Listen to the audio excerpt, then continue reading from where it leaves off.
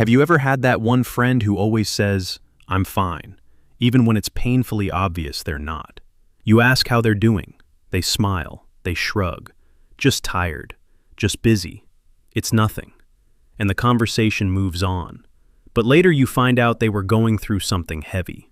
A breakup. A family problem. Stress that kept them awake at night. And suddenly you wonder, why didn't they just say something? Because most of us grow up believing something very simple. When people struggle, they talk about it. They vent. They open up. They ask for help. But the psychology of people who don't share their problems is far more complex than that. In fact, silence, when it comes to personal struggles, is often not a sign of emotional distance, stubbornness, or pride. Sometimes it's the result of years of psychological conditioning. Sometimes it's protection. Sometimes it's strength. Let me show you what's really going on inside the mind of someone who keeps their struggles to themselves. Imagine someone named Alex. On the outside, Alex looks like they have everything together. They show up on time. They handle responsibilities. They rarely complain. When something goes wrong, they deal with it quietly. Breakup? They keep going to work. Family issues? They handle it privately. Stress? They push through. To most people, Alex seems calm and self-sufficient, maybe even emotionally tough. But inside, Alex's brain is running a very specific script, a script that often begins much earlier in life. Psychologists have noticed something interesting about people who rarely share their problems. Many of them learned very early that expressing vulnerability wasn't safe or useful. Maybe they grew up in environments where emotions were brushed aside. Stop crying. You're overreacting. Other people have it worse. Over time, the brain adapts. And here's something fascinating about the human brain. It's incredibly efficient at learning emotional shortcuts. If expressing pain leads to dismissal, criticism, or discomfort from others, the brain quietly updates its strategy. Next time, just don't share. Not because the person doesn't feel things, but because somewhere deep inside, their nervous system learned that dealing with pain alone is the safest option. And once that pattern forms, it can last for years, sometimes decades. There's actually research on this. Psychologists studying emotional regulation often talk about something called self-reliant coping. It's a style where individuals handle distress internally rather than seeking external support. Now that might sound unhealthy at first, but it's not always that simple. Because for many people, handling problems privately becomes a skill. They become excellent problem solvers. They develop resilience. They learn to analyze situations, adapt, and move forward without depending heavily on others. Think of it like carrying your own backpack during a long hike.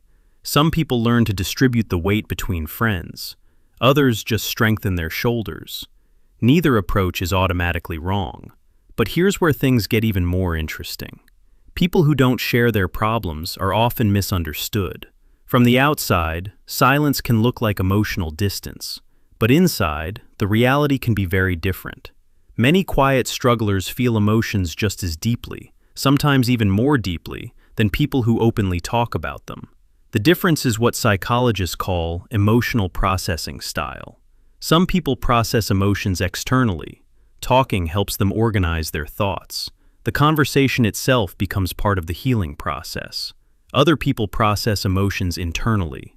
They think, reflect, journal, analyze, walk alone, or simply sit with their thoughts until the storm passes. It's like two different operating systems running on the same human experience. One speaks, the other thinks, and neither system is inherently superior. But there's another psychological layer here that most people overlook: control. When life feels overwhelming, control becomes incredibly valuable to the brain. Sharing your problems means exposing something unfinished, uncertain, or vulnerable. And for someone whose brain prioritizes emotional control, that exposure can feel risky. Think about it. The moment you share a problem, you open the door to reactions, advice you didn't ask for, judgment you didn't expect, or worse, pity. For some people, pity feels unbearable. It threatens their sense of independence. So instead, they choose silence. Not because they don't trust others entirely, but because they trust themselves more.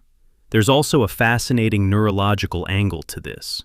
Studies in neuroscience show that when people talk about emotional pain, the brain regions associated with vulnerability and social evaluation become active. In simple terms, the brain begins to monitor how others might respond. Am I being judged? Do they think I'm weak? Are they uncomfortable? For someone already dealing with stress, that extra mental layer can feel exhausting. So the brain chooses the path of least friction. Deal with it quietly. But here's where the story takes an unexpected turn. People who don't share their problems are often the first to help others. Have you noticed that?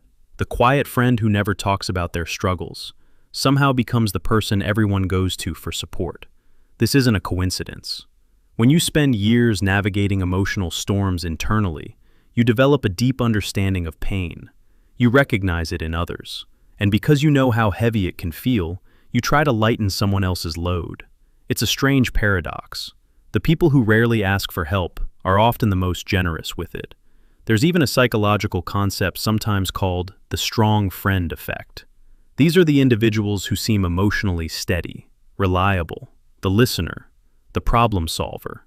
But because they appear strong, people assume they don't need support, so they receive less of it.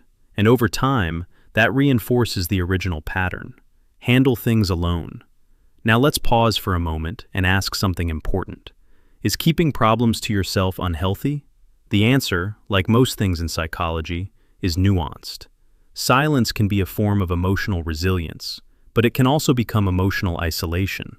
The difference usually comes down to one question. Is the silence a choice or a prison? If someone chooses privacy because they genuinely process emotions better that way, that can be perfectly healthy.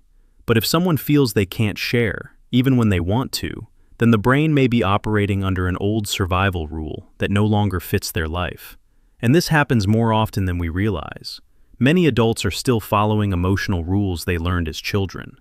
Rules like, don't burden people, handle your own problems, stay strong. These beliefs can feel noble, even admirable, but they can also quietly convince someone that their struggles don't deserve space. And that's where things start to shift. Because humans are not built to carry everything alone. Even the most self-reliant minds benefit from connection, not constant venting, not dramatic oversharing, just the simple knowledge that someone else sees the weight you're carrying. And sometimes, the people who struggle silently aren't waiting for advice. They're waiting for safety. A moment where vulnerability doesn't feel like exposure, but like relief. Think about the last time someone truly listened to you. Not fixing, not interrupting, not analyzing, just listening. That kind of presence changes something in the brain. Stress hormones drop. The nervous system relaxes. Suddenly, the problem feels a little lighter. And interestingly, many quiet strugglers open up when they encounter that kind of emotional environment. Not because they suddenly became more talkative, but because their brain finally stopped scanning for danger. And here's the part that might surprise you.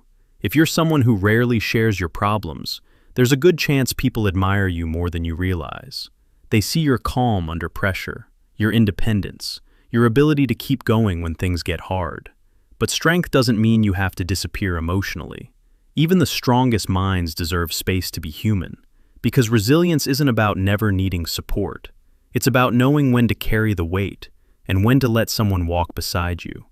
So if you recognize yourself in this, if you're someone who handles most of life quietly, I want you to consider something. Your silence might have protected you in the past, but it doesn't have to define your future. You don't need to tell everyone everything. You don't need to turn every struggle into a public conversation. But letting one trusted person see the real version of your story can be one of the most powerful psychological shifts a person can make. And if you know someone who never talks about their problems, maybe the best thing you can offer isn't pressure, it's patience. Because sometimes the strongest people in the room aren't the ones speaking the loudest. They're the ones quietly carrying storms no one else can see. And sometimes, all it takes is the right moment, the right question, the right kind of silence, for that storm to finally begin to clear. If this topic made you reflect on someone in your life, or maybe even on yourself, I'd love to hear your thoughts. Do you tend to share your struggles, or do you usually handle things on your own? Let me know in the comments. And if you enjoy exploring the hidden psychology behind everyday human behavior, consider subscribing. There's always more going on inside the mind than we realize.